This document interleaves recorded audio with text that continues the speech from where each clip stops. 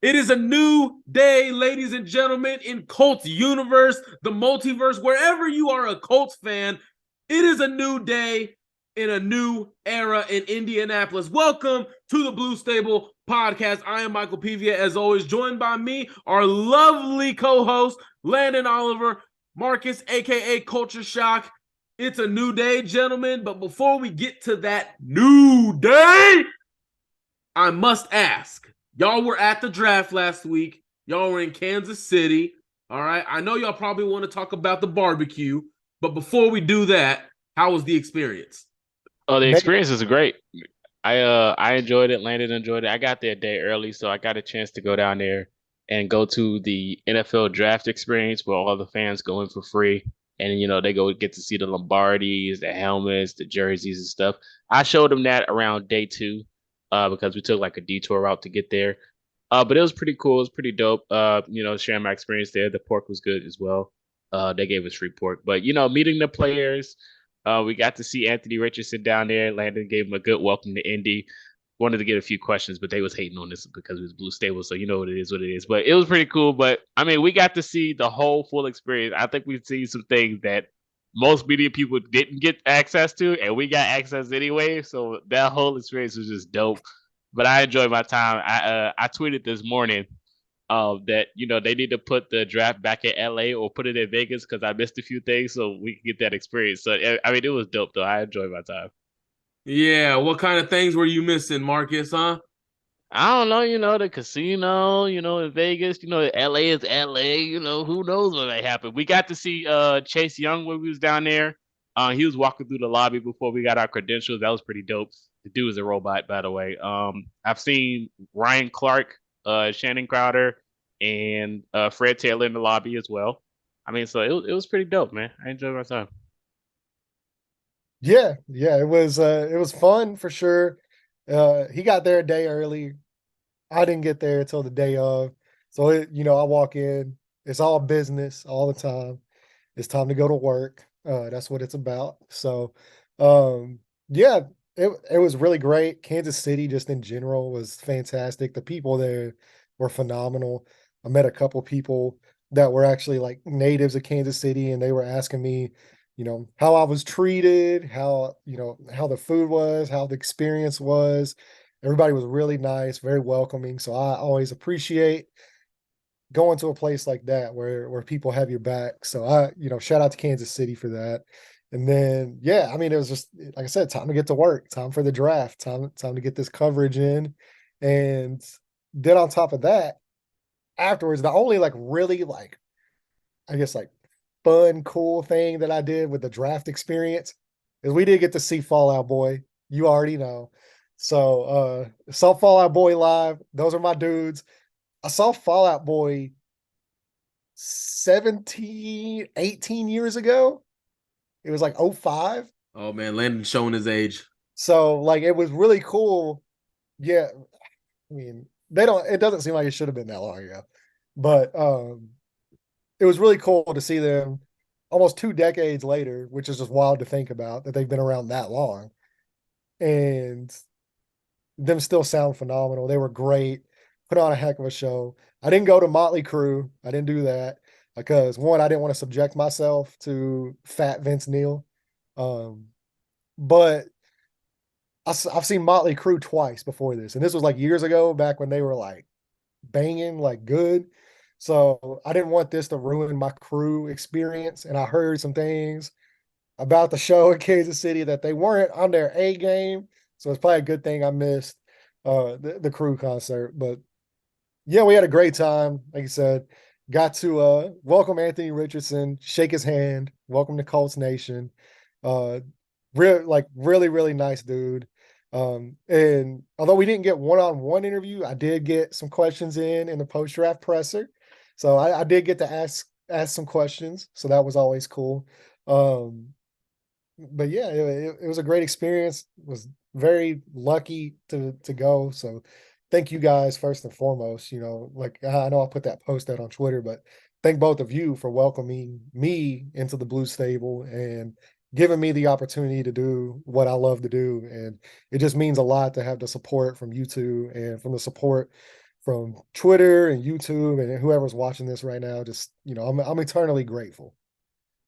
Absolutely, man. And of course, we're happy to have you. And thank you to everybody also who followed along the live streams with myself and Jay. And then when Marcus and Landon would pop in, I can't thank you guys enough. That means so much to us. Everybody who interacted with our post on Facebook, Instagram, Twitter. We have some awesome people behind the scenes that work very hard. Guys like Luke Verkamp, Rhett, Austin, Marcus, Johnny, Logan.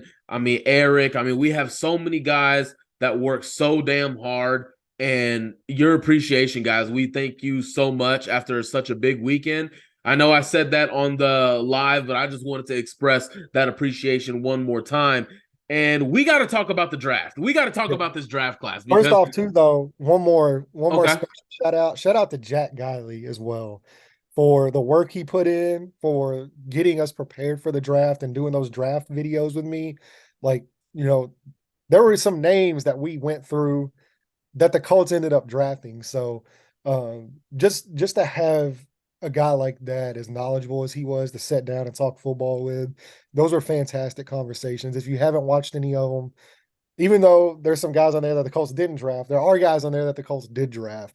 So I highly recommend going back and watching that series as well that we did, where we covered every single position, even the quarterback position, of course. That's the one we went the most in depth with. So shout out to Jack, man. Shout out, Jack. And if you guys do want to check out those shows, go to the Blue Stable on YouTube, hit our live tab, and those shows will be there. Remember, go to Blue Stable on YouTube, hit the live tab, and those shows will be there as well. Thank you, as always, again, ladies and gentlemen. And to get into this draft class, because the Colts went into the draft, with 8 picks, walked out with 12, and it was just an awesome freaking weekend. We got to get into it. We're also going to let you guys know which pick was our personal favorite, and we will get into those as we talk about the draft class. And we, of course, you already know where we're starting in the first round. We got the man, the myth, the legend, Anthony Richardson, number 4 overall from the Florida Gators. Landon, you've been all about this guy probably from the start. Maybe there was like 1 week early on where you had questions, and then you were leading the Anthony Richardson train. Let's go ahead and start with you first. Your reaction to the selection and what you think he can do in his career in Indianapolis. Yeah, well, more like Marcus could probably explain my reaction better than I could. Because I was elated. The world didn't matter around me at the time. But yeah, it was and like you said. So I won't say I was leading the charge from the beginning, because early on in the season there were some questions, and I was like, I don't know about this dude. But what really sold me was, as the year progressed, you saw him get better and better and better. And throws that he was missing early on in the season, he was seeing and hitting later on in the season. So once I saw that, and I'm like, okay, there's something there with this kid, where maybe it's not all just like this. And you saw flashes of it early on, but you just, he would miss throws and routes. It was just so inconsistent. But then, and sometimes even in the same game, later on in the year, the Tennessee game is a perfect example, where he would miss a throw, and then in the second half he would come out and he would see it, and then he would hit it. And it's okay, so he's learning in real time. You could see the progress he made from the guy that he was in December compared to the guy that he was in September. And that's what really sold me on him. So then after I saw the growth, it was okay, arm strength, athleticism, size, mental acuity, the leadership, just who he is as a person. I was it's all there. And now that we've seen him progress, we know what he can be. And that's something that's really important for me with college prospects. It's I would much rather see a guy who progresses throughout the season. You see them get better, as opposed to guys and I'm not even like saying any now. Like I'm not saying like this is anybody just even in general, but like guys that like say like they have a really great year one year, and then the next year they come out and they decline. Like you don't want to see guys decline in college. Like you want to see a steady progression. And I know it was only 13 games, he only started 13 games, but like you saw that progression just kind of, so you didn't see it, hit here and then go, going down. So that's what really sold it. And this was probably like this was back in like December, I guess. Cause like I said, by the end of the season, once December rolled around, I was like on this kid like pretty heavy. I was like, okay, I like this dude a lot. To the point to where whenever I started doing my film reviews, like as far as like setting up my draft board for how I wanted these guys to go, by the time we got into the beginning of January, mid-January, he's my quarterback one in the class, even over Bryce Young, even over CJ Stroud. He was the guy that I had targeted. Like, and I even put that out there in my thread I did. I was like, I know this is going to shock a lot of people, but like, he's my QB1. This is the guy that you need to take a shot on in the AFC. And what was cool is they hear Chris Ballard echo that as well. Whenever Chris Ballard talked about it, it's like, look, Chris Ballard said every one of these guys has flaws. All of them have flaws. So then why not take the shot on the guy that has the biggest upside and the guy that if he does hit, and it isn't but if he does hit, you're competing with Mahomes, Allen, Herbert, Burrow, Lawrence, Lamar Jackson. I mean, like it is a murderer's row. And now Aaron Rodgers is in the AFC. So I mean, it's it was the right move. And if it doesn't work out, I'm not going to fault Chris Ballard one single bit if it doesn't work out, because you got to take the swing. Like you just have to take the swing. He didn't play it safe, which is what he's been doing for years now with like the constant veteran guys. He actually took a swing, and he took a big swing. And I'm never going to fault a GM for taking a big swing at the quarterback position, because that's what you need. But as far as Anthony Richardson goes, man, like just what a prospect. And not only that, but like what a person in general. I mean, like he's so well spoken, he's very humble, he wants to work hard, he wants to be great. And then you combine that mentality with the physical gifts that he has. I mean, this dude has every chance, as long as the Colts do this right. If the Colts do this right, this dude has a chance to literally break the NFL. Like he will wreck this league. And I could not be more excited. Oh yeah, absolutely. I agree. And Anthony Richardson, just to concur what Landon mentioned at the draft experience when the name was announced, thought he was gonna run around the media room. He definitely high-fived me and Andrew. He was so excited. We even took a picture of him smiling so hard. But he was elated, man. He was definitely happy to get that pick. I was happy too, because this is like I mentioned, this is a change of scenery for Indianapolis. This is a quarterback that Indianapolis has not seen before. He's very athletic and he's mobile. He's going to do some things that Colts fans have never seen before, and he's gonna break the bank for sure when it comes up to that contract. I think he's very talented, has a high upside, and he's just a phenomenal talent and has the potential to be very good. Arm strength, he's very mobile. Reminds me myself of, if you guys love Josh Allen, I think we're going to have our very own version, but just, he's just a different type of quarterback. And Colts fans has never seen this before, and I'm definitely thrilled to see it because he's going to be a show. He's going to be a walking highlight tape. That's my personal opinion, and I can't wait to see him take his first snap in Indy. I mean, he's going to break the bank.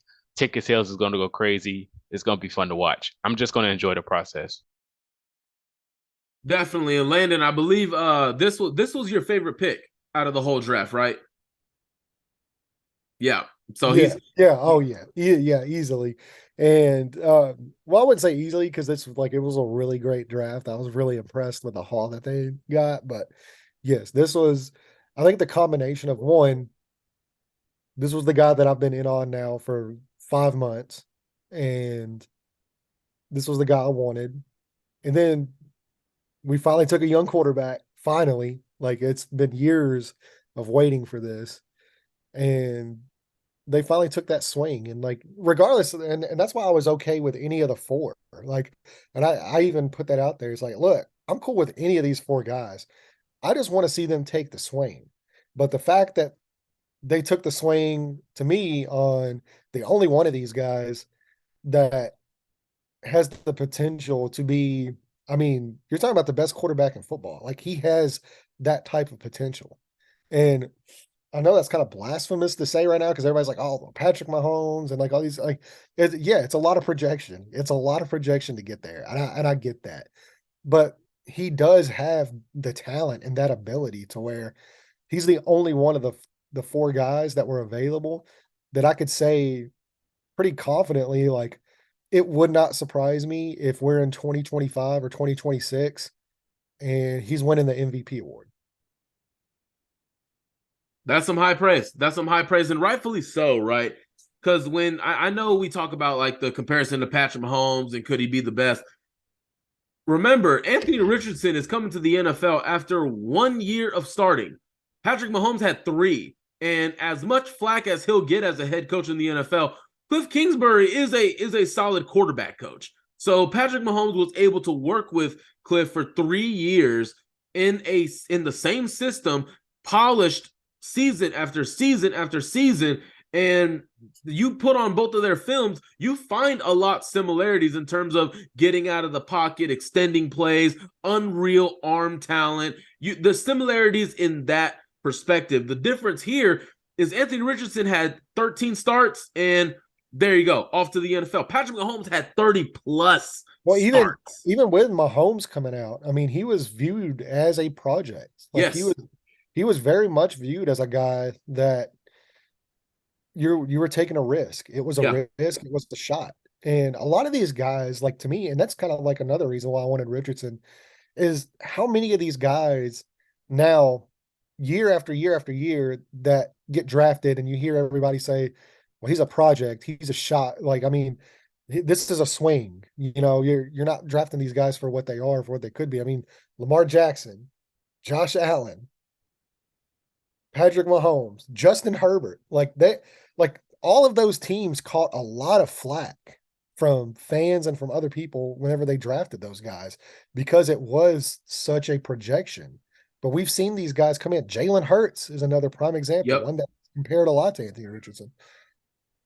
These guys have all been shots in the first round that, because of their mobility and their pocket awareness and their arms and all that, like, they've been able to develop with the right coaching staff. And that was the main thing with this. And really a reason why I was really comfortable with any of these four is just because they hired Shane Steichen. So I think they have the right coach to foster the talent of Anthony Richardson.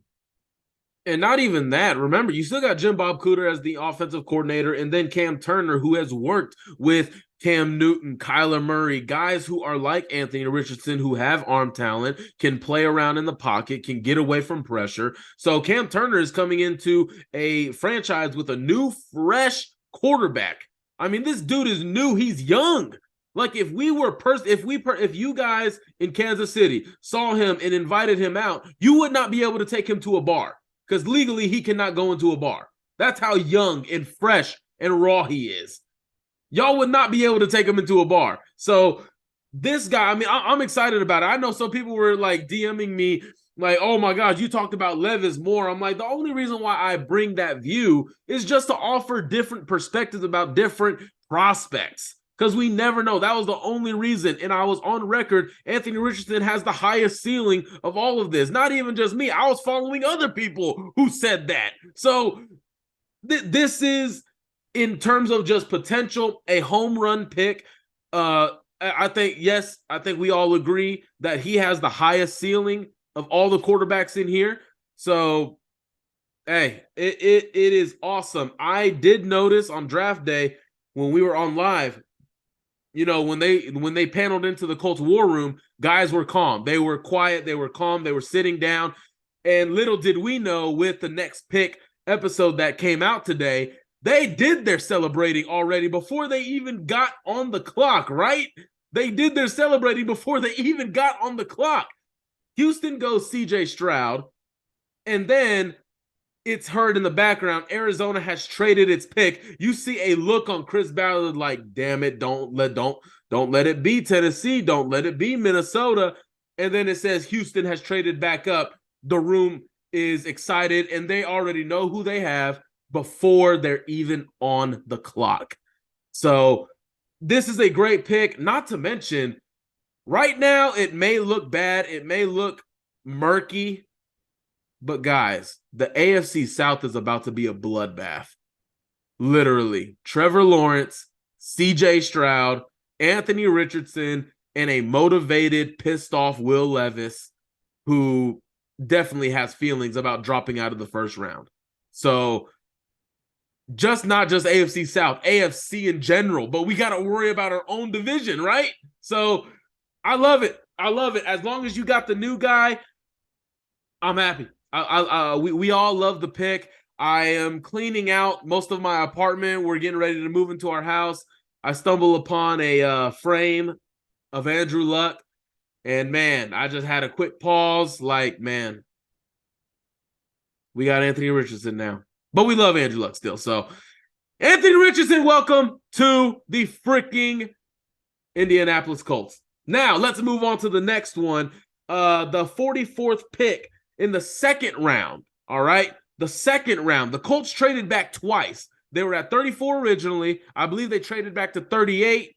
No, they traded back to 41 and then traded back to 44, gaining extra day 3 picks, an extra 4th and an extra 5th.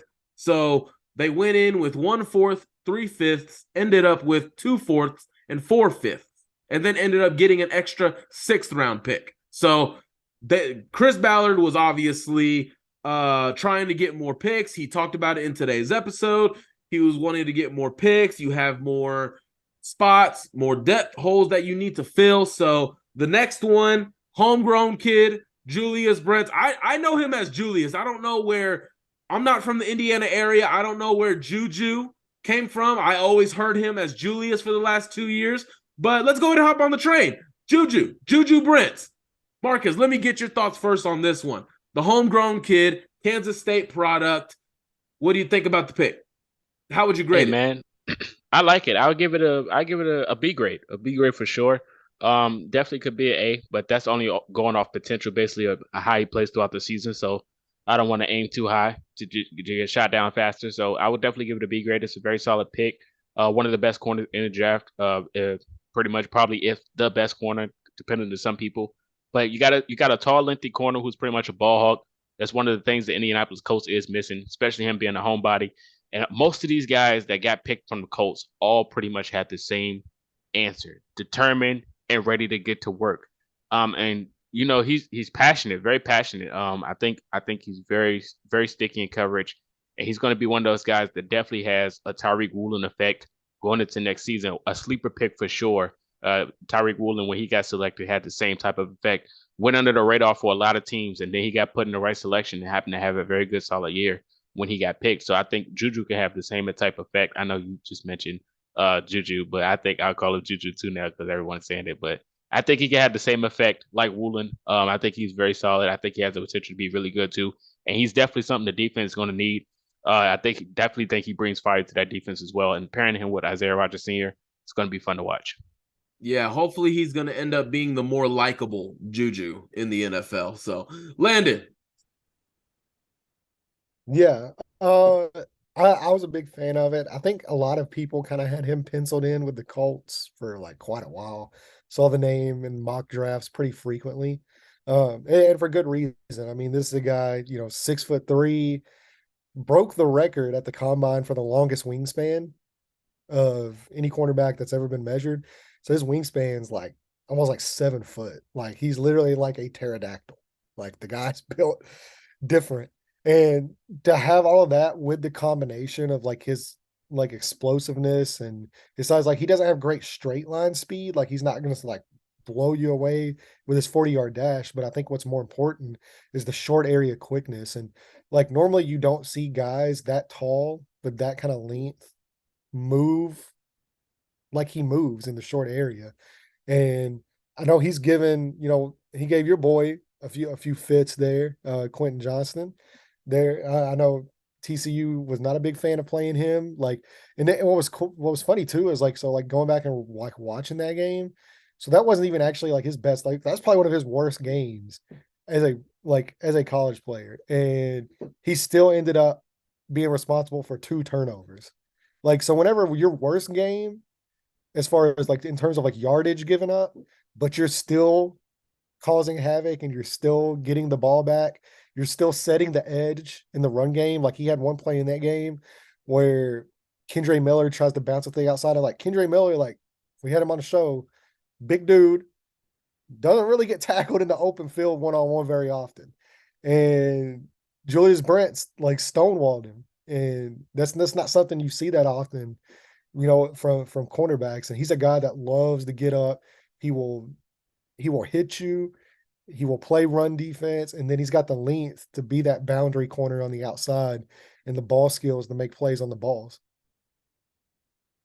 Yeah, just had to bring that up to break my heart again. But I was gonna bring it up either way.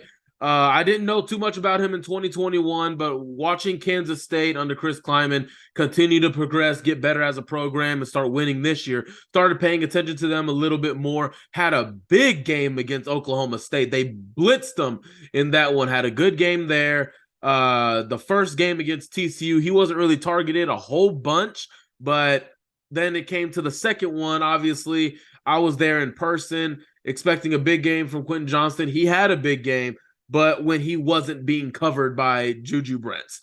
He had, like you mentioned, he was responsible for 2 turnovers. The other one, it was a jump ball. TCU was gaining momentum. Not the best throw, not the best jump ball, but Juju had great position. He had great position to go up and battle Quentin Johnston for that jump ball, and he got the interception. He's a dog. He's physical, and he's very good. That quick area quickness, like close to the line of scrimmage. The guy is so instinctual, and he doesn't false step. He has good technique in his coverage. And man, if he sees a play coming, man, he is gonna blitz you.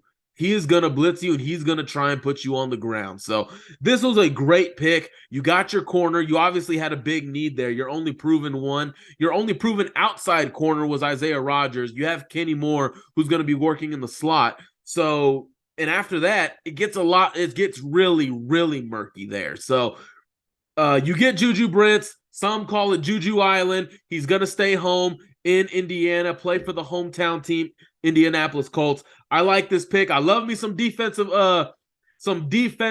selections. This was not my favorite selection of the draft, though. We'll get to that here in a little bit. But hopefully you found your corner one for years to come. The guy's ceiling is pretty good. I like his ability to have a nice floor a little bit. I love the pick. I really like it. So let's move on here. The Colts then selected at number 79 overall in the 3rd round. Again, they did not have their own 3rd round pick. They got Washington's. They traded theirs to Minnesota last year in the trade up for Nick Cross. So Josh Downs was the pick. This guy was I saw him mocked as high. I didn't check a lot of mock drafts, but I saw him ranked as high as 33 in mock drafts. And he was on the board there at 79. With the next pick came out today, highlighting all of these picks, by the way. This guy had a very emotional and passionate phone call with Chris Ballard. So emotional. You're ready to run through a brick wall for the guy. You know he's passionate. You know he wants this. In his mind, he probably knows he should have been well off the board before 79, probably well off the board. But the fact that, he's not worried about all that stuff. He loves the fact that he was drafted. He's not worried about all the, I fell too far. They slept on me. No, he's just grateful for the opportunity to be drafted by Indianapolis. This is a guy who will fill that Paris Campbell role. And I think, because it's not Paris's fault, remember, he still had bad injury luck. But this is a guy who can wreak some havoc. He reminds me a little bit of maybe a little bit of Cole Beasley in the way that he's able to work some of those out routes, those slants, work underneath a little bit, but also the big playability, man. Yes, it kind of helped to have Drake May as your quarterback, right? But for Drake May, it kind of also helped to have a guy like Josh Downs who caught everything you threw to him. At 5'8", he caught everything. downfield, jump balls, you name it, he caught it. Landon, let's start with you on this one. Well, not start, but let's go to you with it since I started it. Josh Downs, man, probably in terms of value, maybe the best value pick in this draft, maybe because there was a lot of value in here. Tell me your thoughts on Josh Downs, man. Man, so I had Josh Downs as a top 40 graded player. So he was like 38th on my board. Uh, and going into the season too, last year, going into the college season, I actually had him mocked to a few teams at the end of the first round. Like I thought he would have been an end of the first round guy. And he didn't run as fast at the combine as what I thought. Now, like his short area quickness is like elite, but I think he ran like a 4.5, like 4.48, 4.5, something like that. So it wasn't like necessarily like the fastest. So I kind of dropped him out of like the end of the first round and kind of put him. I mean, like obviously I didn't drop him too far because whenever you turn on the film, man, like this dude is just a dog. Like the ability he has at his size to high point the ball in contested like coverage situations, like or contested catch situations is just like wild. Like I believe he converted like 76% or something of contested catches and that's wild. Like that's a great number. 3% drop rate this last year. 3%. Like We'll take that. yeah, like the dude just does not like, and he's another guy, like he's improved every year. And not only that, he has the talent, but like he has the production as well. So you don't have the issues of like where you're projecting a lot. He has almost 200 catches and 2,000 yards in the last two seasons, like 190 something catches, 2,000 yards. Like, I mean, like the dude produces. And I know like going on early on into the draft process, whenever I would watch him, I don't think he has like the elite speed in the same way, but the way that he just gets open and the way he uses his leverage and the way he can like manipulate defenders with his leverage and like just how smart he is too. Like he reminds me so much of like in of like the older, like not like the young T.Y. Hilton, not like the one we saw the last time where he was like kind of slower. You could tell he'd lost a step. But that, like that 2016, 2017 version of T.Y. Hilton, where like he still had the speed to beat you over top. It wasn't like elite like it was like the first few years of his career, but like he just became so savvy of a route runner. Like he's just always open. And one of the funniest quotes was whenever they were doing the scouting interviews there in Indy, whenever they were talking to the scouts, one of the guys said he had the nickname Hiccup for Josh Downs. And he said one of the reasons is because a guy like that, all you can do is like you just go sit on the bench, drink some water, and hope he goes away. And like that, I freaking love that. That's why it's so cool. Like I love interviewing scouts too, man. Like they got some great like lines, but yeah, man, like there's no way. And maybe like the NFL knew something that I didn't. I don't know. Probably. There's no way he should have been on the board at 79. And I think the Colts are extremely lucky to get him where they got him. And I think he's going to be a fantastic, like, I mean, he's going to be a great receiver. And you got something going right whenever Reggie Wayne calls you the best receiver in this class. And like that's high praise because Reggie, he'll tell it like it is. Like he's not going to sugarcoat things. He's not going to pump you up. Like he's very honest. And Reggie said he's like, yeah, this guy's the best receiver in this class. And Steve Smith was also high on him. And Steve Smith is the Steve Smith guy. knows ball.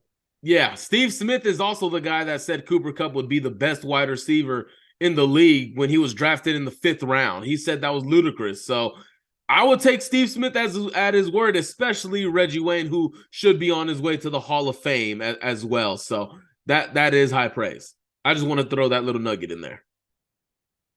Yeah, Cooper was a 3rd round pick as well. So I think I thought he was a 5th rounder out of he's 3rd round pick. He went with the 5th pick in the 3rd round. Oh, okay. So. Marcus. Yeah. Yeah, I would say this is my favorite pick for sure. Especially just mentioning off of Reggie Wayne and Steve Smith. If Steve Smith only knows anything, he's a little guy as well. So I think he knows potential when he sees it. Definitely one of the another steal that the Colts have got. A little guy is about 5'10", and when you look at this guy, he's definitely a zone breaker. He finds his spots and gets open out of nowhere. He's one of those guys the Colts need, especially at the slot position. If you pair him up with Michael Pittman Jr. and Alec Pierce. And he's one of those guys I like to call like a spark plug player.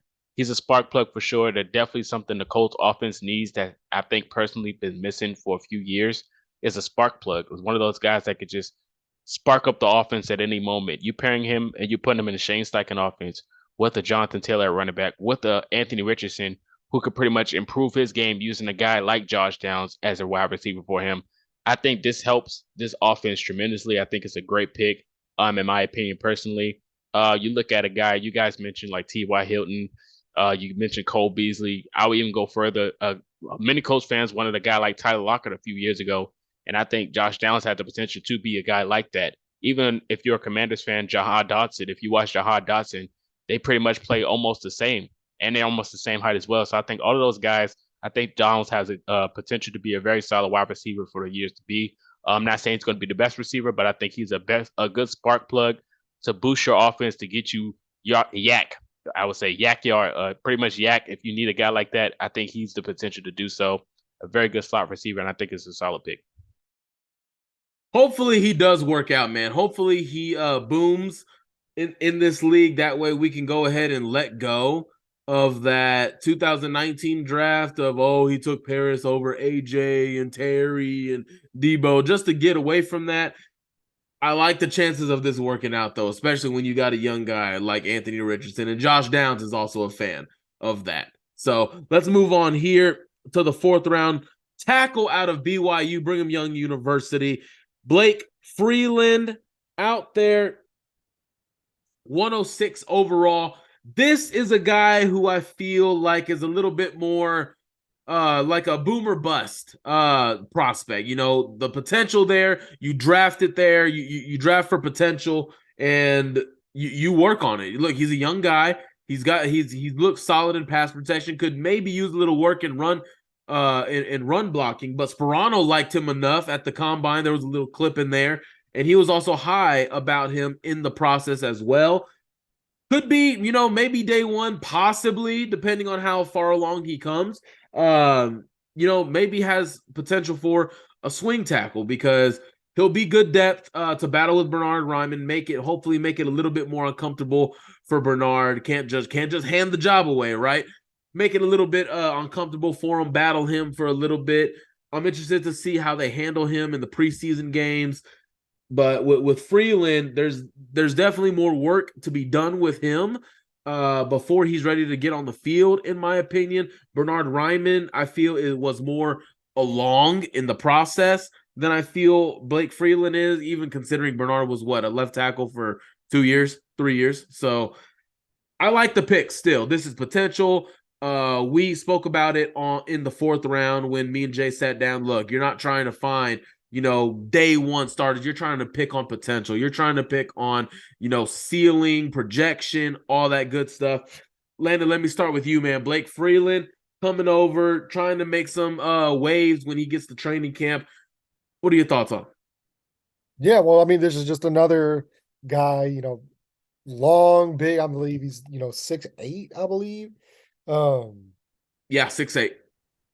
Yeah, so I mean, he's 6'8", 300 plus pounds. Can move for his size. I mean, just extremely athletic, great short area quickness, great ability to get out on his pass sets.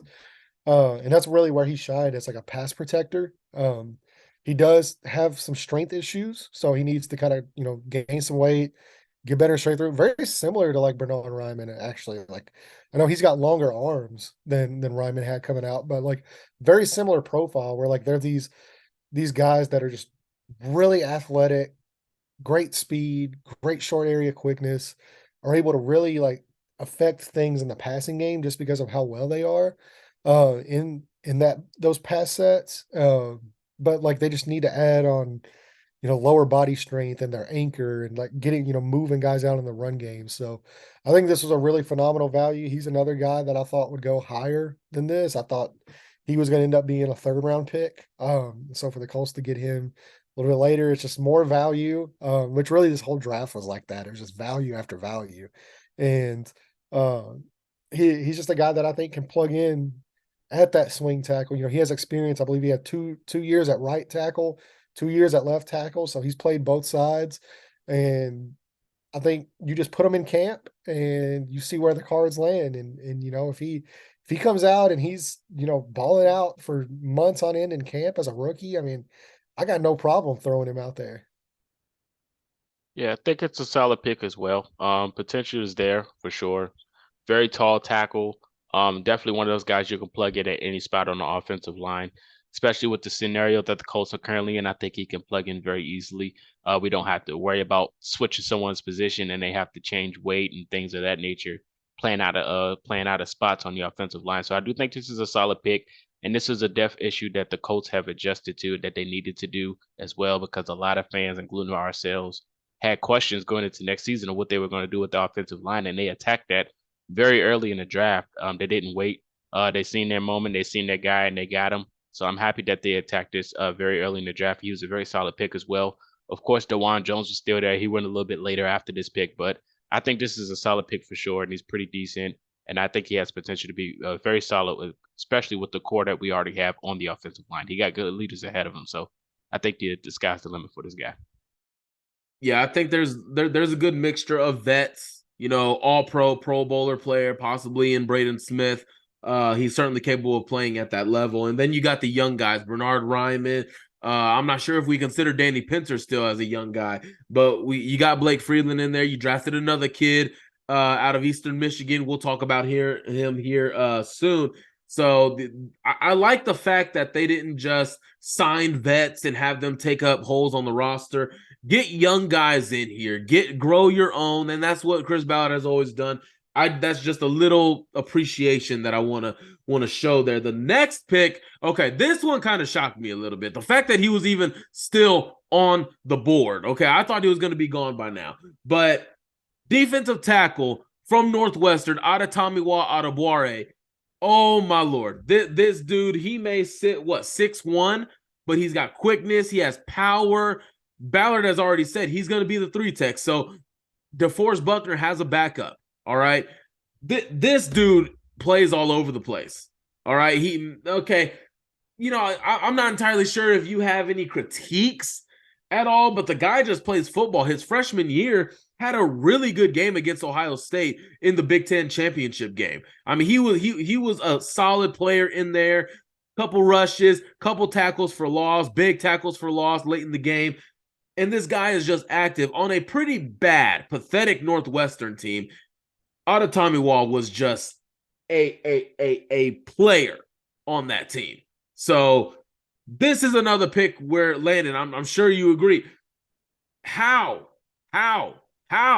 So again, much more value, in my opinion, much more value here than Freeland was. But the Colts would disagree because they took Freeland over Adebawore. So, Marcus, let me start with you, man.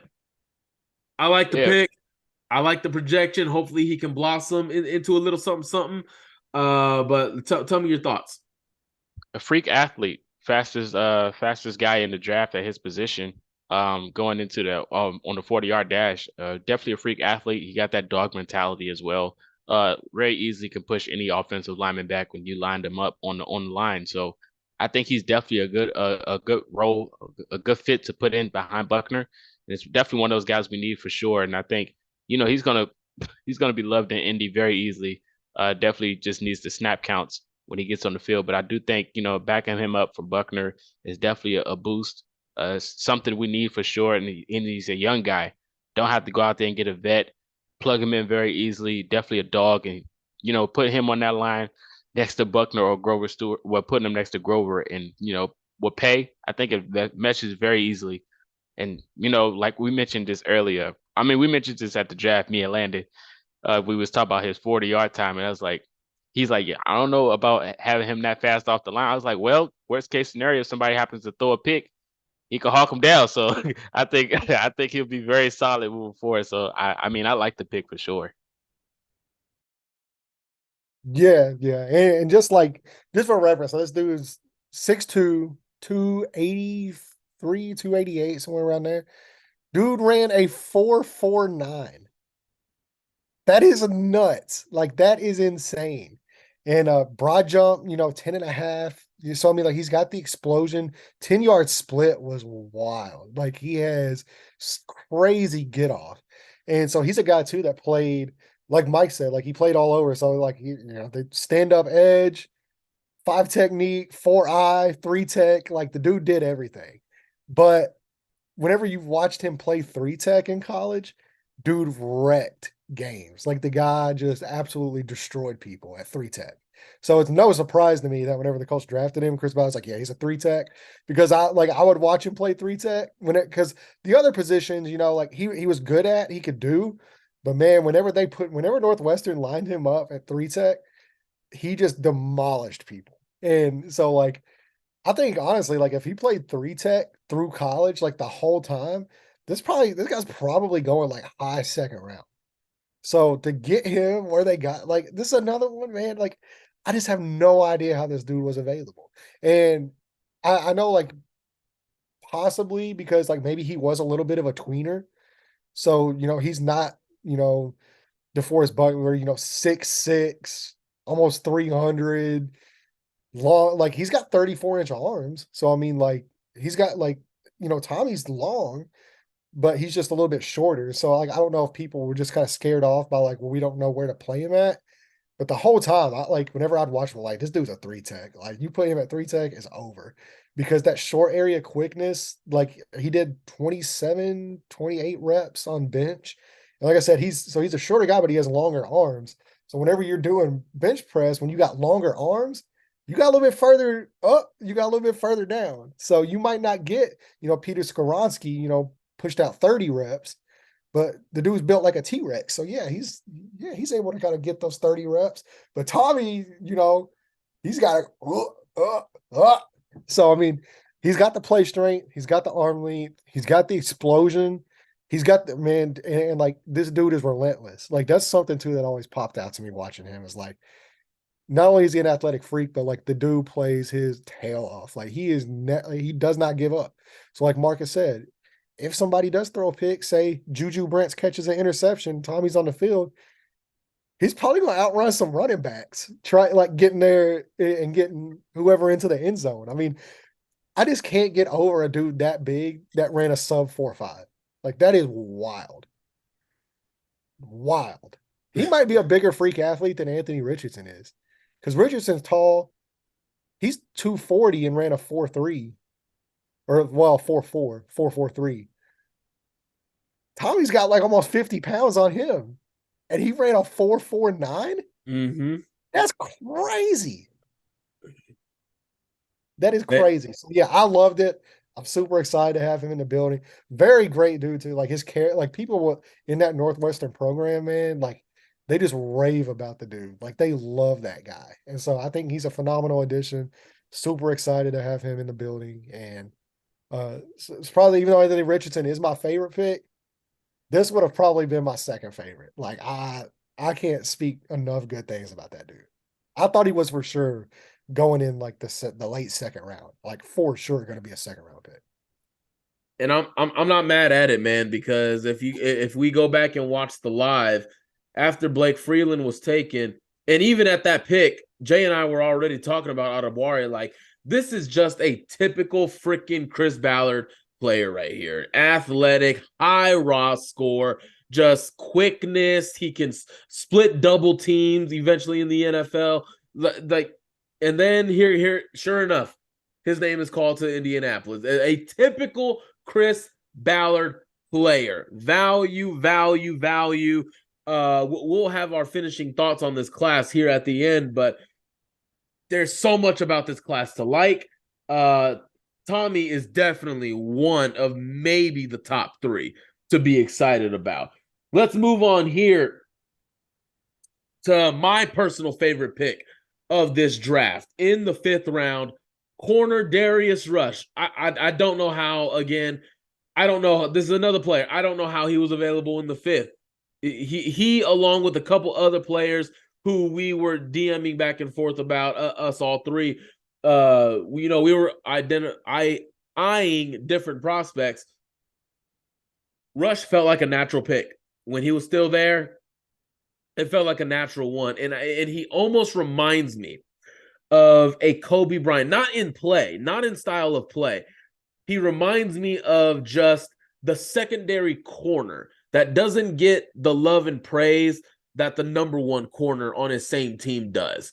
Because Kobe Bryant was a great corner in his own self. Sauce Gardner got all the praise and all the love. Bryant goes to Seattle, late round pick, and tears it up. Already now a young foundational piece for the Seattle Seahawks defense. Rush kind of reminds me of that as well, because Cam Smith got a lot of eyes on South Carolina. So you're sitting here watching Cam Smith and you almost overlook Darius Rush. So this guy is now, Landon, you said earlier, and I'll let you elaborate on this. You said earlier that he reminds you of Richard Sherman. And that's a dude that's going to go down in the Hall of Fame. That's probably one of the most intelligent football players of all time, graduated from Stanford, an ultimate trash talker. But in terms of play, he is going to the Hall of Fame. So please elaborate on the comparison to Richard Sherman. Yeah, so like this is more of like the situation they both had, and then like how their games mirror each other, because both of them were wide receivers turned DBs. So, and like we saw it last year as well, I believe Tariq Woolen was in the same boat. So, you're seeing a lot more of these wide receivers that are turning DBs really hit. But like when it comes to Rush, so one, he's got extreme athleticism. Like the kid is just like a dynamite athlete. Ran a 4.36, nuts. He's got great ability to like flip his hips and like mirror guys in coverage, especially on the boundary. And like the way he's got longer arms as well. So he's already 6'2". So he's 6'2", he's taller, but he's got long arms as well. So the way that he's able to jam guys in press coverage, and because of having that wide receiver background, he's very savvy when it comes to mirroring routes. And what's great about him is because, once again, he played wide receiver, and I'm going to keep saying that, he knows how to make plays on the ball when the ball is in the air. Like the dude will snag interceptions, and he won't drop them because he has those natural hands. So like, and like, remember, what round did Richard Sherman go in? 5th round. Okay. Sherman was a 5th round pick. So you have two guys, long, lanky, former wide receivers, good speed, able to like really use that wide receiver background to mirror guys and to make plays on balls, both drafted in the 5th round. So yeah, like that was my like, he reminds me of a lot of Sherman in that aspect. Now, like, I'm not saying the dude's going to come out here and be a Hall of Famer and have a career of Sherman. Like, I don't know. I'm just saying, as far as like the situations around the draft time that they were both in, they're very similar. And I think they play football in very similar ways because of having that background. And I think it's just, this is another dude. Like, I had him going in the 3rd round in this draft. I had a 3rd round grade on Darius Rush, and to get him with the 5th, man, like the Colts, dude, Chris Ballard, like I don't know, like what NFL teams were thinking. Like there's so much value the Colts got in this draft compared to like draft position. I know it's all kind of relative because every team's draft boards are different. So what might be a value to one team isn't going to be a value to another team. They're very subjective, and I totally understand that. But as far as like consensus value, like a lot of these guys, like not only are they elite athletes, but they have great character and they're great kids. And like Darius Rush is another one, man. Like, dude's a dynamite character guy. Like he's phenomenal in a locker room. And if you haven't already, like if you go check out Horseshoe Huddle, like I believe Destin, he had an interview with him last night. They had Darius Rush on and did an interview, and like just listen to him talk in that interview. Like the kid's just, he's so down to earth. He's ready to work. Like, and those are the kind of guys you want to bet on. You want to bet on guys with that high talent, with the athleticism, like with traits. You want to bet on traits and character, because if they have high character, they're more likely to reach the peak of those traits. And if guys like that end up hitting their ceiling, like you're talking about Pro Bowl, All Pro type players. So the fact that he was able to land Julius Brents and Darius Rush in this draft, plus another guy we'll talk about here in a little bit that I was really high on as well. There's no reason he should have went where he went. Like this could completely remake, like this could be a 2018 level draft for this cornerback room. Yeah, definitely took the words right out of my mouth when you mentioned wide receiver, the corner. I think the guy's cheating. It's okay because he's a good talent, but he's just so smooth when you watch him play. He's just a very smooth corner, and to have that ability to do that at 6'2", and plus he's like only weighs 190 pounds, so he's very fast and he has quick feet. So to have him on the Colts roster to what we already got is definitely a boost, and it's definitely very intelligent. So just to bring him and his brain work and how he moves, I think it's going to make everyone's life a little bit easier when you add him on that defense. So it's a good pick, and I'm excited to see what he does. I'm looking forward to it. This was a great draft, and this is a good solid pick as well. Like I said, very smooth when you watch him play football, and I can't wait to see him in a Colts jersey doing that as well. And watch out for Rush this coming season. Watch out for him. He's gonna have a chance to get more far along within the system than Juju Brents will, because he's nursing a wrist injury right now. He'll sit out of the offseason OTAs. Should be good to go by training camp per I believe it was Chris Ballard. So, but with Rush, he's healthy now. He can get on the field now. He can get with teammates, get in the workouts, get in, in the installation period. He can get ahead of Brent and start earning some early reps in preseason. Maybe go ones with the ones in preseason, training camp. We'll see how he looks out there. This is a guy that I'm really hopeful for. I like Brent's just as much, but Rush, I'm just a little tad more hopeful for, because again, the ball skills, the guy can just do it all. Again, like Landon kept harping on, the former receiver, he has the mind of a DB and a wide receiver to be able to track that ball down, and he's a willing tackler in the run game. That's also a plus in Gus Bradley's defense as well. So young long corner. I am so excited for this corner class. I love it. My favorite pick of this draft. Gotta switch it up, right? Can't just say Anthony Richardson all across the board. Now the next pick, if it wasn't my 1A, this is possibly my 1B, safety Daniel Scott. Personally, I didn't know enough about him. I didn't study him enough. But when the name was announced, Landon, it was clicking. Like something was on the tip of my tongue. Like I've seen and I've heard that name before. And then I go back in the year of 2021. TCU opens the season against California. Daniel Scott has one hell of a game against that team. 2 interceptions, 2 tackles for loss, about 3 pass break. I mean, the dude was everywhere. He was everywhere. So I think, correct me if I'm wrong, if I'm a little off base, he projects more as a strong safety, right? No? Okay, that shows I still got more work to do on his film. But from what I've seen, good news for you, Mike. Yeah, right. Your boys did a pretty good breakdown of Daniel Scott in their safety video on the YouTube channel. Yes. He was the one guy that was highlighted by myself and Jack as the biggest Chris Ballard player in this entire draft. So whenever Chris Ballard took him, me and Jack instantly texted back and forth. We were like, I freaking knew it. I knew there was no way Daniel Scott was not going to be a Colt. And so we have, if you go back and watch the safety video, we talk about Daniel Scott, why the Colts would pick Daniel Scott, and probably why the Colts did pick Daniel Scott. And then we even give you some film to break down to show you what Daniel Scott does.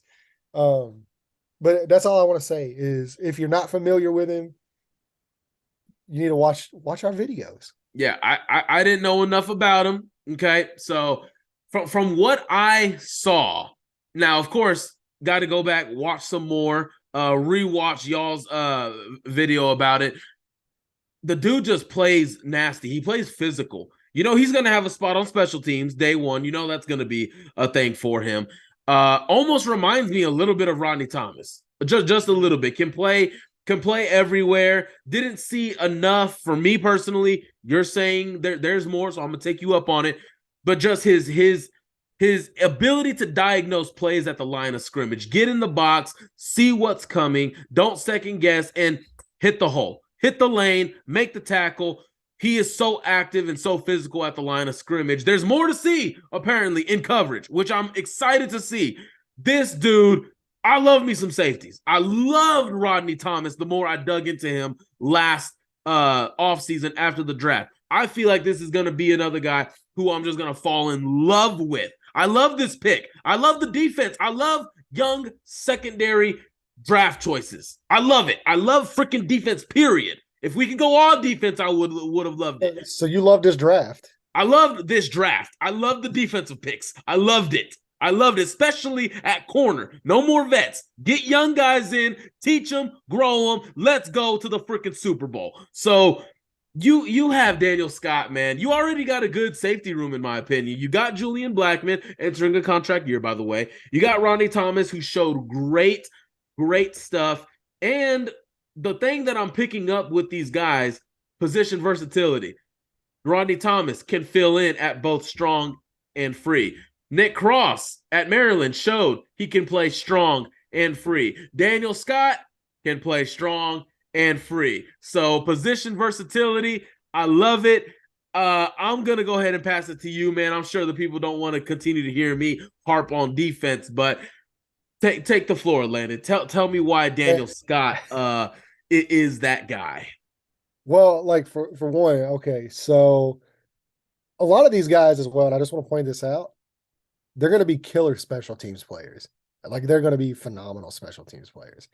Daniel Scott is one of those dudes. Like this dude is custom built to wreck special teams as a gunner. Like he's going to murder our special teams.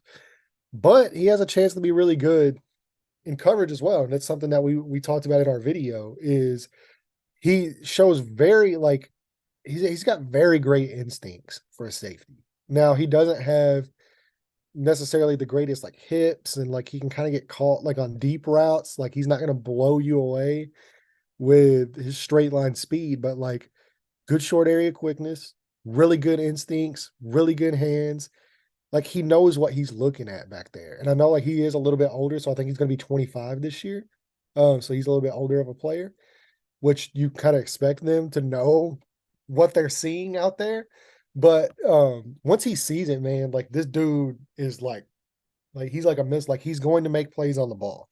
And he played a lot in a very similar defense where you got that single high, like cover 3, cover 1, match coverage, like that man coverage that the Colts really want to play under Gus Bradley. Like, and that was one of the things that I pointed out with why I think the Colts would like him a lot, not only because he's the team captain, not only because he has a high RAS score, not only because he went to the Senior Bowl.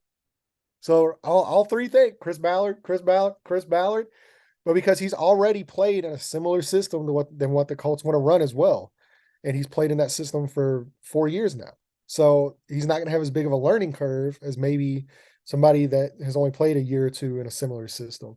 So you combine all those factors together, and that's why whenever we were doing our video, we were like, he was probably one of my favorite safeties in this draft class. I loved watching him play.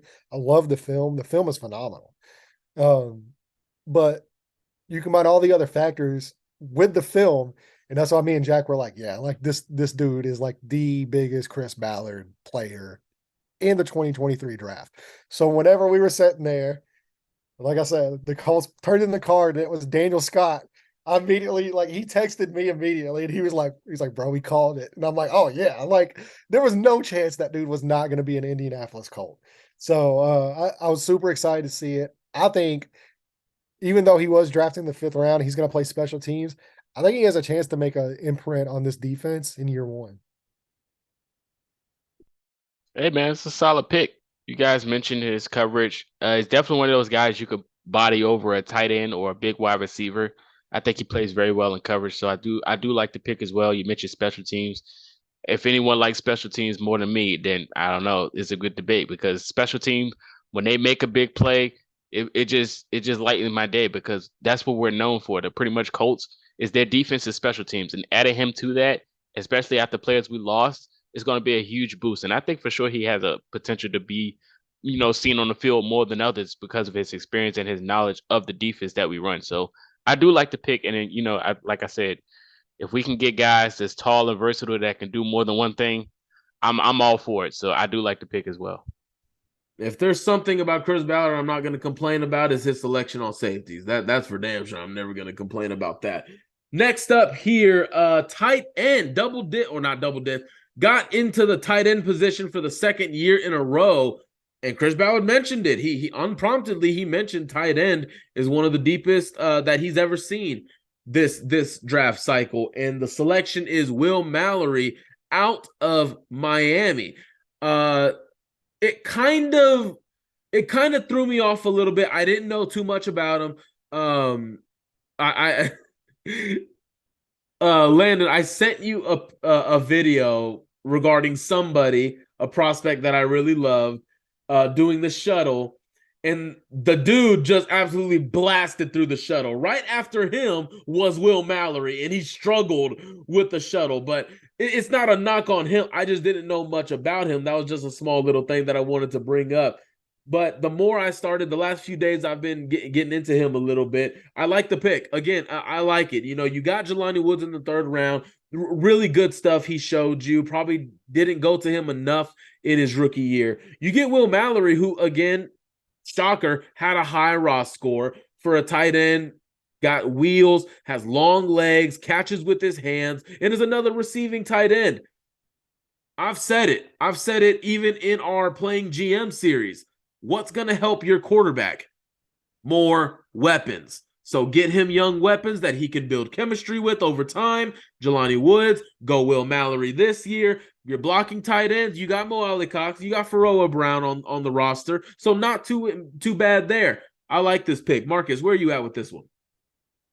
Well, we got the fastest tight end for the 40-yard time out of Will Mallory. And I do like the pick as well. And he's another zone breaker. We mentioned the wide receiver Josh Downs earlier, who pretty much can break up zone coverages. And I think Will Mallory has the same effect, but at the tight end position. So I do think it is a good pick. And I think, Ballard got a lot of guys from these picks when it comes to, the tight end wide receiver and the guy that we're going to talk about next. All of these guys have a history of catching the football. And I think Ballard's kind of upset and, sick of guys dropping the ball on the Colts roster. So he went out and attacked the draft and got a lot of weapons that are good at catching the football. And I think Mallory's another good pick that is pretty good at doing things like that. So I do like the pick. I think it's very solid. And catching with their hands, by the way. Yeah. Yeah, so this one for me, this was probably my least favorite pick in the draft. Not necessarily because it was a tight end. I don't have a problem with taking a tight end. I just wasn't really high on Mallory just from the tape that I watched. I think he needed a lot of manufactured coverage routes. He wasn't a guy that really got open on his own very often. And then on top of that, you combine it with the dude's just a really big liability in the run game and in blocking. He is not a great blocker. Now, that doesn't mean he can't learn, doesn't mean he can't become it. But I think that's an area where the Colts really struggled last year, was in the tight end blocking game. And this pick did absolutely nothing to help that. I just wasn't I just thought there were better options for better players on the board. But it's also in the 5th round. And I thought he was another guy that he would probably in that 4th or 5th round grade for me. So they didn't really reach for him. If anything, it was another pretty decent value for the player. He's a guy that's probably going to play special teams as well, so you're going to get production from there. But I just think there were better players on the board with it. Now he does have the athletic tools and all that stuff. He's going to be a seam ball killer. He's going to kill dudes in seams, and in the red zone areas. So yeah, I'm never going to complain about getting more options for your new quarterback. I think at that point, it's a decent pick. But as far as like where it stands with the other picks in this draft, while I don't think it's a bad pick at all, this is probably the one I'm least excited about, just because he had a lot of really rough moments on film that kind of coincided with the Colts having really rough moments last year, and I don't know if they're going to be able to fix that. Yeah, you make a good point in terms of just pass catching. You can see that there is something to work with there, and you are right. It kind of reminded me a little bit with what Frank Reich did with the roster this season.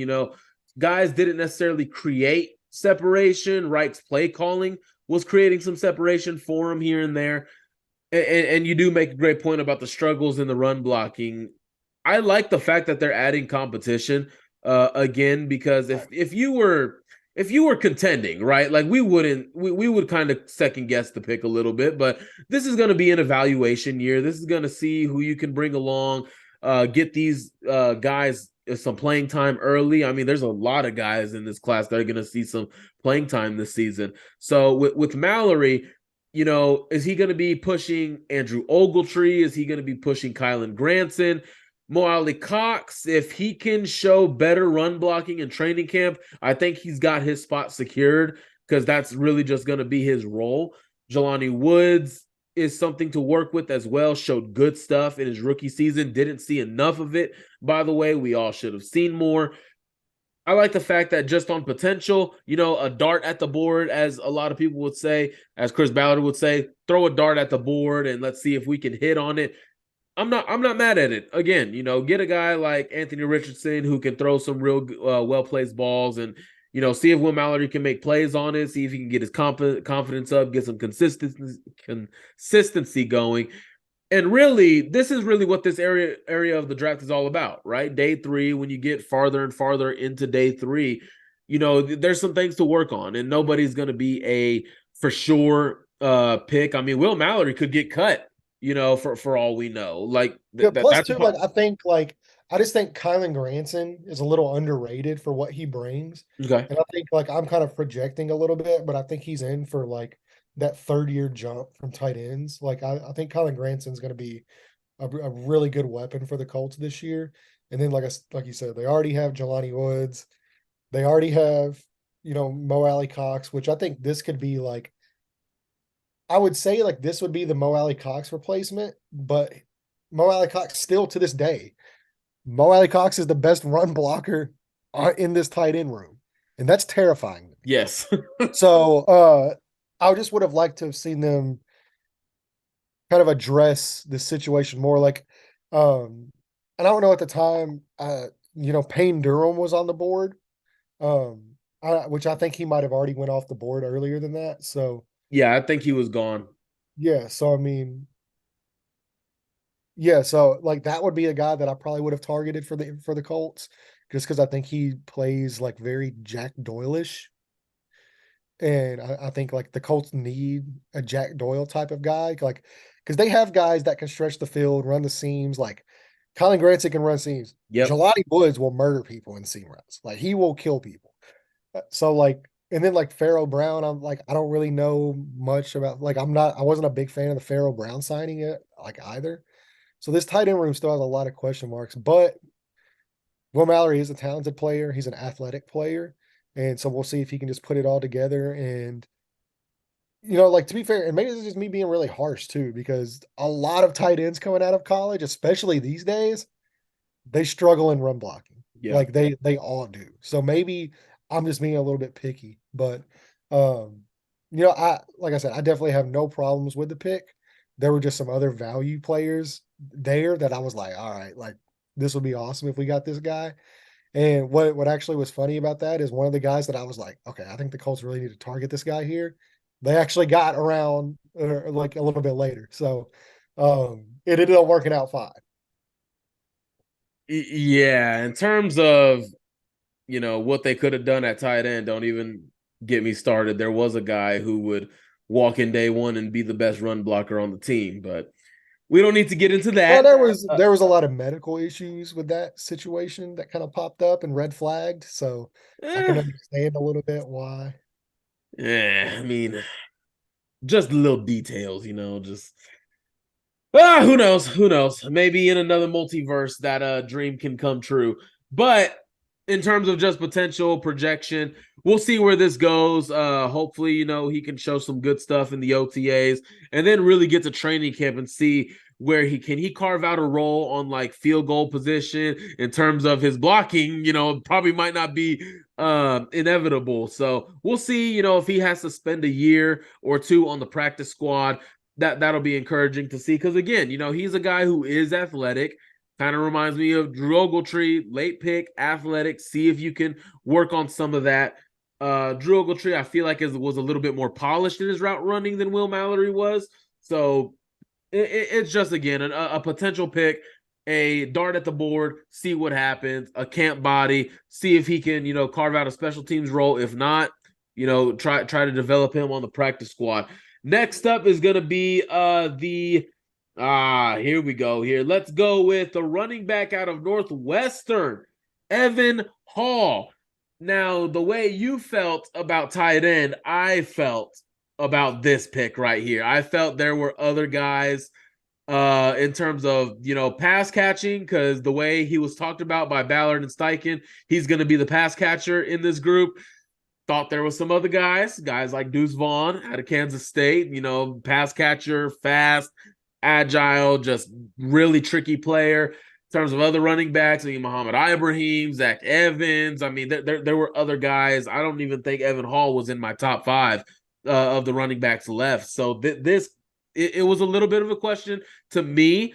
But his film is solid. High character player. Pinch yourself if you ever heard this before. High Ross guy. So pass catcher. I feel like that's just judging by how Steichen and Ballard talked about him, he'll come in here expecting to be the pass catcher out of this backfield. Hopefully he gets used better than Nyheim Hines was, because he was a talent that we didn't really use. So I thought you could have gone like 4, 5, 6, 7 different ways at running back other than this guy. But don't get me wrong. I think he can have a special teams role. He uses his hands well in the passing game. So it's a potential pick, but I personally probably would have gone elsewhere here. Yeah, I actually like the pick. I like the player. I like they needed to add another body into that running back room, and I figured they would in this draft. I think that was a really strong need for them. So I have no problem with them attacking it. And I like Hull as a player as well. So whenever I was watching him in my little notebook I wrote down, because I'm not very big on comparisons. I don't like pro comparisons. I'm not a fan of it. But there are some times where you just see guys and they just remind you so much of other guys that you just jot it down. And because I don't do it for, like, I would say like 98% of players, I don't do pro comps for. But there, like I said, there's just some guys where it just stands out so clearly, where it's like, this dude reminds me so much of this guy. And Hull was actually one of those players. He reminded me so much of Ryan Matthews coming out. And so Ryan Matthews too, probably a little bit more production. So because Ryan Matthews, I believe, was like a first round pick, if I'm not mistaken, back when you took running backs in the first round. But they play so similarly. Similarly. Goodness gracious. They play very much alike. I'll just say that. And just how like smooth they are, their ability to hit zones and run through the tackle. So he's much more of a between the tackles guy, very along the lines of a Zach Moss. But I do think he has really natural hands and he can catch the ball out of the backfield and make plays. Very good short area quickness as well. Good explosion, which is what you need. He's not going to have, the Jonathan Taylor, like, let me outrun everybody on this field by 20 yards. Like, you're not going to get that from him. But I think he's got really good explosion, really good speed in the short area. And he's going to, like, this dude's going to pick up a lot of first downs, and he's going to be a good special teams player. And I think right away you could play him in a third down role and get him on the field. And like, as we saw last year too, like, you don't want to have to ride Jonathan Taylor as hard as you rode him the year before, because eventually those hits add up, and like he has a lot of college carries as well. So you don't want them to break down. So the more bodies you're able to throw to run and get those tough yards between the tackles and to catch passes and to, have more of a rotation at running back, the better. And you never want JT off the field, but I think now having quarterback like Anthony Richardson, no matter who is back there at running back, you're always going to be scared of the run threat that the Colts now possess in the backfield at quarterback. So it just opens up so much more for these other guys as well. And obviously for JT too. Like if I'm a defensive coordinator, I have to game plan for Jonathan Taylor and Anthony Richardson in the same backfield, I'm terrified. And that's something too Morocco Brown said, but that's something that I've always heard as well. Whenever you're like talking to scouts and you're talking to these other guys, is like, who would I least like to play against? Who do I not want to play against? Because that's the guy I want. And that held very true. And so I think getting guys like an Evan Hull that can surround him and churn out tough yards, can run between the tackles more effectively than Nyheim Hines. Now he's not the route runner or the little pass catching scat back Nyheim Hines was, but he can do a lot of really good. I believe he caught like 86 balls in college. Like that's really good production from a college running back in the passing game. So I really like the pick. I'm a big fan of Evan Hull. Like I said, he to me is like a Ryan Matthews clone. So if you want a very good example of what it looks like in the NFL, go watch some old Ryan Matthews highlights. And that's who he reminds me of. Yeah, I think if this was any other position, I would probably be a bit harsher on it. Again, I probably would have targeted other guys at this position, but this is the running back position. I've been consistent about this since day one. You don't need the craziest talented person in the backfield. As long as the five guys in front are blocking well, then you can go out there and produce. So as long as our offensive line is doing their job and Evan has lanes to run through after the catch or just straight at running the ball, he'll produce. He'll get those yards. He'll get those tough yards. And this is the running back position. So again, it filled a need that I had identified early in the process. So it filled a need. Great. Got the running back. Got the body. Got a young worst guy. case scenario too, all the running backs go down. Tommy had basically the exact same testing numbers that Evan Hull had, but he was 80 pounds heavier. So we can put that dude in the backfield and just let him eat. Like so that if you need a 3rd and 1, 3rd and 2, it's kind of going to him, right? Yeah, bro. Just put him in the backfield. Like so Evan Hull ran a 4.47. Tommy ran a 4.49. Tommy actually had a faster 10-yard split than Evan Hull did, which is just not. And he weighs 80 pounds heavier. So yeah, like I think that should be the route they go. Yeah, so solid pick. If it's the running back spot, again, you saw a 7th round pick in Isaiah Pacheco produce in the Super Bowl for the Chiefs, and he was a 7th round draft pick. As long as you got the offensive line in front of you and you're figuring out those pieces, I believe this piece can figure itself out as well. Let's go to the next pick. I believe the 6th round, Titus Leo, pass rusher out of Wagner. Landon, I'm gonna be honest, man, I don't know enough about him.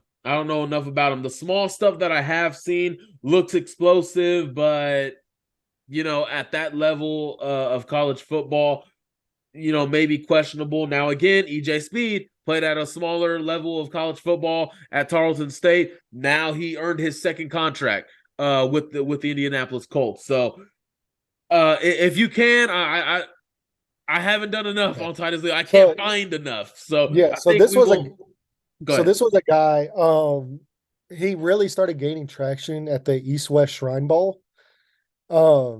Coaches like raved about this dude at the Shrine Bowl. Like he had, and then like they went to like the pro day. So I believe he was. Which pro day was he at? I can't remember. It was one of the bigger colleges. He went to their pro day and performed there.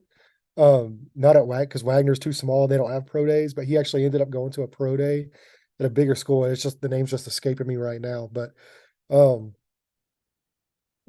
he really made his mark at the Shrine Bowl, and that's where you kind of got to see him against like these higher level college players. And whenever you would watch him, like whether it was in practice or you like pull up tape. So that's kind of like where I got turned on to him was hearing kind of the buzz from the Shrine Bowl. And so I kind of started watching him a little bit after that. This dude, like if there was ever a single player that you could use the high motor characteristic for, it's this dude. Like, I don't know if I've ever seen anybody relentlessly attack a football the way he does. Like, I mean, it is why like this dude is just like his hair is on fire constantly, every play. Like, you never have to worry about the lack of effort. Like, he will dominate, and he like projects very similarly. And I know like people are gonna hate this comparison because of who this guy ended up becoming, but very athletically comparable to Ben Banigou. And as we know, Ben Banigou was a second Oh, round Colts pick. fans don't like that name. Yeah, well, it's a lot different whenever it's this late in the draft compared to a second rounder. Right, right. And but I will say that was the main, like probably the main difference between him and Banigou is, like I said, like this dude, like the effort level that this guy plays with, I don't know if I've ever seen out of any other player, like ever. Like, I mean, this guy is just relentless. And it was so fun to watch him go through pro day drills, like dude, like because you can find his drill, you can find his pro day online. And um let me just double check here. Um so I can give you guys the proper information if you do want to do it. So Army Pro Day is where he went. So Oh, he worked out at Army Pro Day. And so if you go watch the Army Pro Day, you'll be able to see his workouts. And like this, like I said, like very good, like good size. He's like 6'3", not like super lengthy arms, but very explosive, like great bend. Like this dude has phenomenal bend for an athlete, really great get off as well. So like his testing numbers, like there were a lot of like coaches and scouts that like raved about this dude's workouts and like his performance at the Shrine Bowl and practices and like just the work ethic he had, that like whenever this pick came up, like I I thought he was going to be an undrafted free agent. I didn't know if he was going to get drafted or not. But whenever you're picking this late in the draft, a lot of the times you're taking those guys that like, hey, there's going to be competition for this guy as an undrafted free agent, and we want to make sure we get him. And these are the type of guys that you end up taking, just to guarantee that you have them on your roster and you're not having to fight through the undrafted free agent pool. But he would have been like a high priority undrafted free agent. And I think he has a really good chance to like, I don't know if he'll ever start, but I think you could line him up in like a rotational pass rush role and have him give you some production. Like I said, I don't know if he's ever going to be a full-time starter, more than a backup, but I like, it's very hard to bet against guys that have his combination of like bend, good enough size, good enough short area quickness, and then just the way he plays. Like he will endear himself to this coaching staff and this fan base just off of practices, just from the way that he prepares and he practices.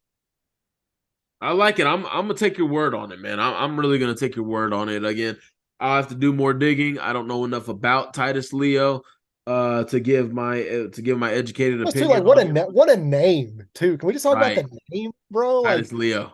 like Leo, and like what if he plays at the Leo spot? Like, Right. I mean, like this, like maybe it's just meant to be. Same thing with EJ Speed. Like his last name's Speed. Then he ended up, now he's like in a rotational, basically a starter in a rotational Hmm. starter position, and he plays with tons of speed and he attacks. This dude's last name's Leo. So let's just line him up at Leo and just let him go. There you go. Let him There you go. go. I like it. I like it. It's a dart throw. Let's see what he looks like in training camp. I'm excited. Yeah. So let's go to the next one, the seventh round pick, the last two picks of this class. This one was another corner, Jalen Jones out of Texas A&M. I heard somebody talk about, I believe it was this guy. He has good reps at gunner, Jalen Jones. Is that correct? I mean, I've watched him more of like a corner role. Like I don't really watch a lot of tape on special teams. Like most of the guys that like I know have good special teams value. You hear it from other scouts and from other people like that are around the program. You hear them talk about special teams. Whenever I'm doing that stuff, though, most of the time I'm more focused on like their positional value that they play. So I haven't heard really a ton about his like special. I mean, I'm sure. Yeah, I mean, I'm sure he's fine at special teams. I mean, hey, he looks like a gunner to me. But another athlete, another guy, what didn't have the fastest 40, right? But he has length. He has those long arms, can get He in, plays faster than plays what he faster than what the numbers would indicate, This right? was the So, dude that I was saying earlier, whenever at the Will Mallory pick. yeah. This was the guy that I thought was on the. I had a 4th-round grade on Jalen Jones, Oh, and I thought at that pick I was like, man, like this needs to be the dude. Then we picked Will Mallory, and I'm like, oh man, like we're not going to end up getting Jalen Jones. Surely he's going to go. And yeah. then they got him in the 7th round, and I was like, what is happening right now? This is wild. So this dude, I mean, you want to talk about physical, like a physical corner, like he didn't have like he allowed like 94 yards on the year, like Yeah. total on the year. And he's a guy that like you just didn't really see targeted very much. So like you couldn't find like teams like hardly ever targeted him as well. Like they did not throw the ball towards Jalen Jones. And he will beat you up at the line of scrimmage. He's very physical. He's very long, great length. I believe he's another guy. He's like 6'2, 6'1, 6'2. Um, and I just like I really enjoyed watching him control wide receivers at the line of scrimmage with his hands. And he can get a little grabby sometimes, and that'll kind of just be more on like hand placement and position. That'll get coached, especially with Ron Miles. Like he will get coached on technique and stuff a little bit more. But I was a really big fan of his in this draft. Like I thought he should have been like a 4th-round pick at cornerback, and they got like all 3 of these corners. Like Brent's probably went about where I expected him to go. Mhm. But Darius Rush and Jalen Jones, like there's no way they should have went where they went in this draft. And I think it's just like that is 2 of the biggest, like not just for the Colts, like just in the draft in general, those are 2 of the biggest like steals to me of this entire draft. And I think all 3 of those guys in this DB room coming up together, like they have a chance to be like I said, like this could be a 2018 level draft for this cornerback room. Like that's how good these guys are. I love it. I love it. To already match it with young safeties, right? Young safeties, Rodney Thomas, Nick Cross, Daniel Scott. I mean, Julian Blackman is going into his 4th year still, so he could probably be the leader in that room. Man, I love the darts. Not really the darts, man. Maybe just pin the tail on the donkey and just really got it on the tail, right? Just you put the tail right where it needed to be on the donkey, and that's where it feels like these corners are. I loved every single selection in this corner room, like the Jalen Jones pick. Again, just adding depth, adding competition, and adding talent, right? Adding talent. You're still a young team. You're gonna grow. You're gonna grow. Now come to the last pick, Jake Witt from University of Eastern Michigan. Landon, tell me about Jake Witt, man. Man, so like as much as Anthony Richardson was a dart throw at quarterback, like Witt is just as much of a dart throw at tackle. Like this is a dude who has not played a ton of football, at his position, but I believe it's like he's only played for like a year or 2 at tackle. And um he's a guy, I believe he was another like tight end turned tackle.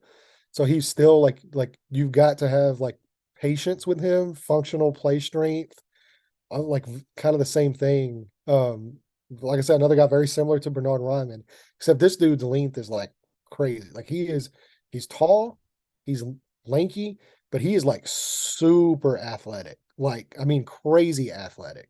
And I'd heard early on in the process that he was another guy that like his workouts were just insane. Like like scouts were going to his workouts and they were just like blown away with the way this dude performed at work and like during workouts. And you kind of heard Chris Ballard kind of allude to that whenever he's like, I just basically like I almost took him just off his workouts, like not even on the field, like just the way the dude worked out. I took him, but I'd heard on early on in the process that the Colts were kind of in on him, and he was another guy that would have been like a very high priority free agent, and so that's why like you see him, he was in both of my mock drafts that I did at the end of the draft because I knew the Colts liked him. I knew he was a project, he was an athlete, and they didn't want to lose him in undrafted free agency because there's a very good shot he would have got a pretty big undrafted free agent deal. So they picked him basically to avoid that, very similarly to like what I was saying about Titus Leo. And like you just have to be patient. Like he's going to need multiple, like at least 2 to 3 years to really develop into his role. But the payoff for like what his size can be and like how he moves at his size is like it's unnatural. It's freaky how quick this guy is for how big he is. And if you can just be patient, put him in an NFL strength and conditioning program, develop that technique, the hand placement, the footwork. If you're patient with him, this dude is another one. Like he could pay off in like a big way down the line. And I have no problem. Like I was a big fan of it. And like I said, there's a reason why I put him in my mock drafts at the very end of the draft in both version 1 and version 2 that I did. He was one of the picks. So yeah, it was right on the money for Chris Ballard and the Colts to take him where they took him. And guys, this was a deep draft, and it was an awesome draft. 12 total picks. We just sat down and went through all of them. Maybe a little bit lengthy, but hey, we always like talking football, right? We always like talking about the young guys. Can we talk about Emil Akeor Jr. getting undrafted free agent? Like I had a 5th round grade on him. Like I thought he was going to be a 4th, 5th round guy. Right guard out of Alabama, man. Yeah, like I had him in the mock drafts. I had the Colts actually taking him in their mock draft. I believe in round 5, if I'm not mistaken. I'd have to go look. But then like to land him as an undrafted free agent, crazy. Like crazy. And like, I mean, he's another guy, like super athlete, super long arms. Like he's not the biggest guy. He can get overpowered in pass pro, and like he's another guy that needs to develop his play strength. But like he's got really long arms. And what I love about him, whenever you have smaller guys, so he's like 6'2", like right around 6'2", 6'3" range. So he's a little bit smaller, but he has really long arms. And I love guys like that because they have natural leverage because of their size, but then they have the long arms to really like utilize that leverage. And he's a guy super athletic. He fits perfectly in like a zone blocking scheme to like where he can pull, he can get to the second level. Like he's an all first team SEC guard at Alabama, and he went undrafted. Undrafted. So yeah, like that's crazy. That guy for sure should have been drafted. And he was a guy that like, even going like in the 4th round, like he was like on my list of like guys the Colts could target in the 4th round, then in the 5th round, then in the 6th round. I was like, man, Akeor is still there. Like he would be a great pick. Yeah. 7th round, then the draft ended. I'm like, man, I really would have liked him to get Akeor, but like I get it. And then the notification popped up. It's like he's signing with the Colts, and like another indie dude too. So he's a local guy. So he gets to stay home, which is always really great for a guy's development. You know, and especially too, like whenever you're talking about local, like Julius Brents, a Kayor, like those type of guys, like there's always that extra motivation too, because you know, like you got family in the stands, you got friends in the stands, you're from the city. So you want to put on, like, what's that song I put on for my city? Like you want to put on for your city. So there's always that little extra motivation with guys like that I love. And for the Colts to land him, like it just capped off to me what was just like a phenomenal draft. Like I was such a big fan of everything they did. And then the undrafted free agent moves too. Like there's a couple guys in there that I think have a really strong chance to make this roster. Yeah, and there's gonna be open spots, right? There's gonna be open spots, especially when you didn't bring in a whole lot through free agency. Some nice bets, you know, Samson Ebukam, Isaiah McKenzie, brought in Pharoah Brown. And that's perfectly fine. I I don't mind it. I prefer it. You're in a resetting mode. This is going to be an evaluation year. But if this young core can team up with the vets on this team and they can win and develop, man, that just makes it so much better. That just makes it cherry on top. So whatever we're going to get this season, we don't know yet, but man, I am excited to get to training camp and see all of these guys up close and personal, especially the corners. Julius Brents banging with Michael Pittman Jr., Darius Rush banging with Alec Pierce on the outside. Jalen Jones, can he see some reps at safety? Maybe, maybe not. How are they going to utilize Rodney Thomas? He played like 4 different positions at Yale, and I think he's capable of doing it as well in the NFL. And There's so many things I want to see. Rodney Thomas is the GOAT because he landed in Colts Anthony Richardson. Like if he doesn't misjudge that ball for Houston and they don't catch that touchdown and win the ball game, yes, Colts don't have Anthony Richardson. So shout out. Like, and I know it's like weird for a negative play to be talked about, but like, bro, shout out Rodney Thomas. Like, he landed Colts the future. Like And it's a win-win because first off, you got us Anthony Richardson. Secondly, you showed that you can be in position to make plays and you can get better at that timing jump. So, he already had 4 interceptions. He didn't need 5, right? Yeah, he was great last year. Yeah, so that he was probably my favorite pick from last year's draft. Again, there's so much with this defense that I'm excited now that Gus Bradley had a year to, play with the toys, see what they can do. Now he's got young guys coming in, couple vets, Samson Ebukam, EJ Speed returns. I'm excited to see it. This attacking front too. Like, this is probably the deepest this defensive line has been, like, since Chris Ballard has been in Indianapolis. Like, I'm super excited to watch this, like, Gus Bradley, like, because he runs that, like, attack front with Nate Ollie where these guys are just like, boom. And, like, you throw some of these guys they got here in the draft in that mix as well. And then, like, Samson Ebukam as well. DeForest Buckner, Grover Stewart, another year with Kwity Paye and Dio developing. Like Eric Johnson having going into his second year. Yeah, so I mean, man, like this is just such a deep defensive line group. And I think they have a chance to do like really special things. Hey man, we have about maybe 3 months to talk about what they can do. Trust me, there's going to be a lot of open space and time. Hey, minicamp starts tomorrow. Minicamp starts tomorrow. Training camp is coming in July since, they're going to be able to start. Yeah, OTAs are in June. Huh? OTAs start in June? Yes, OTAs, mandatory minicamp, June 13th through the 15th. I did put out a tweet earlier today when we got the memo here. I need to give that a retweet real quick. Right. Let me go ahead and just go down this list here real quick. So OTA offseason workouts, mandatory minicamp is rookie minicamp starts tomorrow, May 5th through the 7th. Happy Cinco de Mayo, by the way. And then you got right.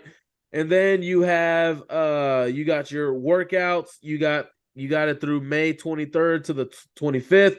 May 31st to June 2nd, June 5th to the 8th, and then mandatory minicamp June 13th to the 15th, and then they'll have one final break before reporting for training camp. Again, this is going to be a new head coach, so they'll be able to maybe start a week earlier than most of the NFL, so that's also going to be a huge plus. More practice time, more opportunities for fans to get to Indianapolis, to Anderson, and watch this team, watch Anthony Richardson, see the new staff working with the new players. It's an exciting time, finally. It was a little depressing for the last 6 months or so. Now it's nothing but excitement moving forward. And remember what we talked about last year, Landon. Last year, they were boring. They were boring at being bad. Now they could be bad, get a top 10 pick again, but still be fun to watch. So this team's gonna be a blast to watch. Yeah, like you said, even just from the aspect of I don't know if they're going to win a lot of football games, but they got a tough schedule. Yeah, but I mean, man, this is going to be a blast to watch these guys develop, and especially the new quarterback out there, bro. Yes. Woo. Hey, agree with me on this one, please. Week 1, we need Anthony Richardson versus CJ Stroud. Come on. Let's see how training camp goes. Let's see how preseason goes. We'll we'll see how things look, and we'll see how it looks. Yeah, man. Patience, man. Patience. I get it, but he needs to be out there week 1. No. Oh, well, let's wait till week 5, 6. Throw him out there week 1 and let him get better and let him learn on the fly. All right. I mean, like, I get the argument, and I have no problem with it if that's what they want to do. Yeah. I just I don't want to throw him out there too early. Like, I want to make sure he knows the playbook, he knows the protection checks, he knows the calls, he knows audibles. If it gets to week 1, and he's got the playbook down and he's able to get it, yeah, throw him out there week 1. Let's go. But if that's what I'm saying, like, just be patient. Like, let's let the kid learn, let the kid get the playbook down. If he's got the playbook down, I got no problem with it. I don't want to throw him out there before he knows the playbook, though. I mean, he's already been a Colt for a week, and I'm not sure. I don't know for a fact or anything, but remember Andrew Luck learned the playbook like in 2 days. Well, yeah, Andrew Luck is also a freak, but Yeah, I do know, like, from the combine, or not the combine, but from the draft. Like I said, we were able to sit down and talk with him at the post-draft presser, and I did get to meet him afterwards. He was walking out from another interview. I did get a chance to stop him in the hallway, say what's up, welcome to Indy, shake his hand, all that. And I do know that same night he did request a playbook from the Colts the night he got drafted. So there you go. That's not working. So, yeah. Also, like, I mean, I got pretty big hands. So, like, my hands are like almost like 10 inches. This dude's got massive hands. Like, his hands like engulfed mine. Like, I don't have Kenny Pickett hands, bro. But yeah, my hands are bigger than Joe Burrow's. They're bigger than Kenny Pickett's. I'm just saying. But like, this dude is massive. He's a massive human. Like, he does not look like a quarterback. Oh my gosh. This guy's a linebacker. First off, that was an unnecessary dig at professional quarterbacks, but we're gonna go ahead and gloss over that. But man, that's awesome. That's probably a towering man, by the way, and he's 20 years old. 20, bro. There's like he's a kid. He's a kid. He can't even go into a bar. At least for another few days. His birthday. At least for another few days, right? His birthday's on the 22nd. He'll be 21 on May 22nd. So. Yeah. So other than that, guys, man, this has been a fun show. Maybe a little bit lengthy, but again, talking about the draft, talking about this class, talking about where they can be at in the next few years. And there's going to be a lot more to talk about, especially, you know, if the Colts decide to do any other moves with free agents, maybe put a little bit more vets on the interior, maybe.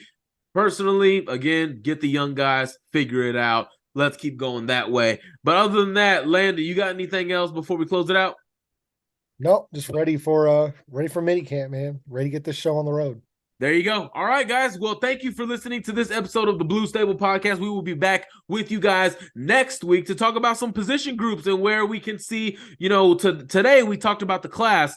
Next, we could talk about some, you know, really spend more time talking about these position groups from this class as well. So other than that, guys, thank you again. He is Landon.